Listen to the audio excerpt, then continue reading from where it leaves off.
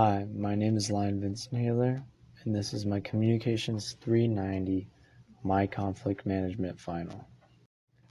What is conflict? Conflict that is interpersonal is one when a person interferes with the ability of one to achieve their goal.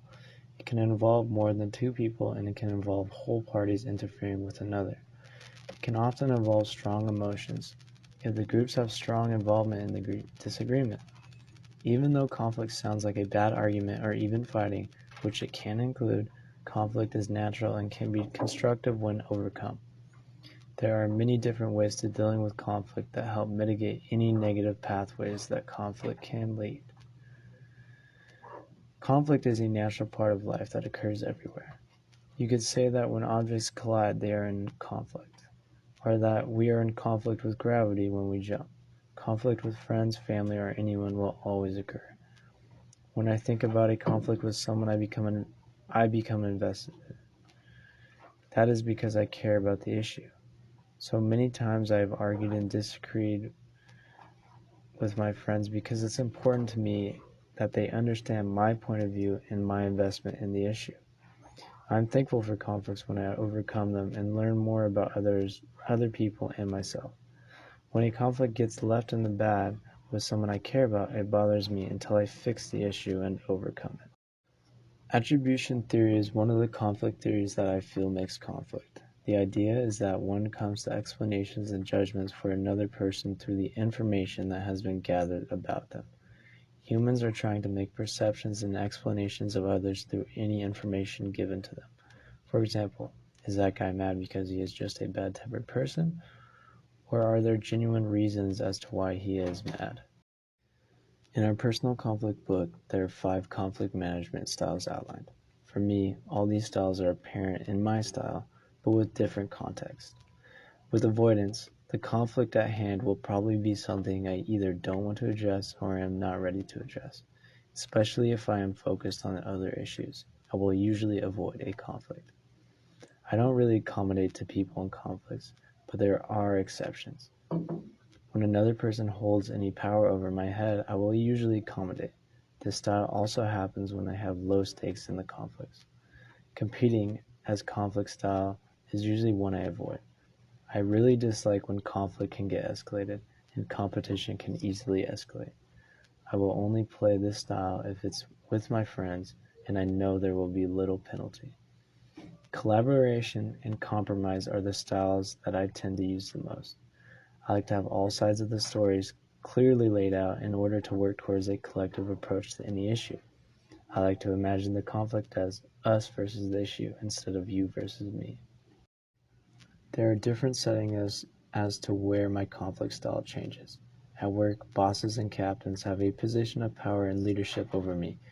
Even though we keep our relationships friendly, when I am ordered to do something that I don't want to do, I will still accommodate. They have a strong influence over me, and it's the name of the job to follow their decisions. But also, I try to collaborate with my bosses over what is the best course of action. When at school, particularly during group projects, collaboration is always a must in order to share ideas. With friends, as stated, it is always fun when a conflict turns into competition, especially when a conflict isn't that serious. But with a true, meaningful conflict with my friends, collaboration is always important because I care about their friendship. Different culture conflicts are always interesting. Compromising is usually a go-to as we both have different cultural ideas, and it can be hard to collaborate over the conflict with these differing views. Things I would like to change about my style. Sometimes it takes me a while to collaborate as I don't exactly know how to handle new conflicts. It would be nice if I could collaborate a bit more quickly instead of stumbling around the solution. And whenever someone handles a conflict in a competing way, it can be easy for me to follow my emotions and compete back. I need to work on being more able to understand when there's competition and changing the conflict into a collaborating one. In order to change these things about my style, I'll need to be more efficient at collaboration. It would be helpful to get all feelings and ideas out on the table between the two parties. If I started asking more questions about the other person as well as be more open about how I feel, it would quickly advance the collaboration process. And when trying to change a competing conflict to a collaborating one, I will need to be able to recognize when I am competing in the moment. It can be hard to recognize the competition when your emotions are going and you are very focused. One of the conflicts that I am in with another person is my roommate and one's close friend. We aren't mad at each other, and we can easily talk to each other. It's only that we are not that close anymore. I don't know exactly why. We both sort of slowly meandered our own two directions and stopped doing things with each other. The big issue is that there is sort of an awkward tone in the air when we talk to one another, like we both don't know what to do with each other.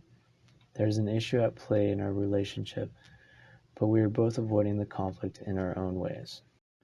There isn't any anger between us, at least I don't think. We're just not as compatible now. In order to relinquish any awkwardness between us and handle the conflict, I think it is up to me to ask what's up. There could be family, work, interpersonal problems at play that made my friend change and ensue our relationship. I know that I have been more and more wild trying to meet more people, and that he is a more calm person that likes downtime. So I should start discussing our differences and what is between our relationship.